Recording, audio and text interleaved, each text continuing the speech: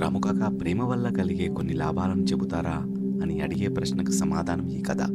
బద్ధకంగా పడుకునే అబ్బాయి తెల్లవారుజామునే లేవడం మొదలుపెట్టి ఆ అమ్మాయిని చూడడానికి వెళ్తాడు.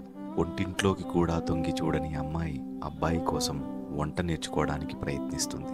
ముఖం కడుక్కోవడానికి కూడా ఇష్టపడని అబ్బాయి అందంపై ధ్యాస పెడతాడు. బెట్టు చేయడం, అలగడం మాత్రమే తెలిసిన అమ్మాయి క్షమాపణ అడగడం నేర్చుకుంటుంది.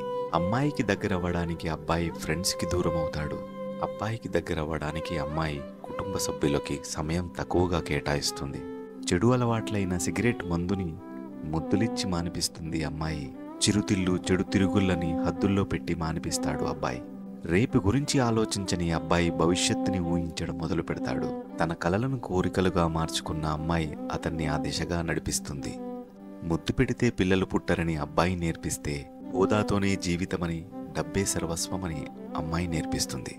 రాముకాకతో ముఖాముఖి కోసం నా ఛానల్ని తప్పకుండా ఫాలో చేయండి.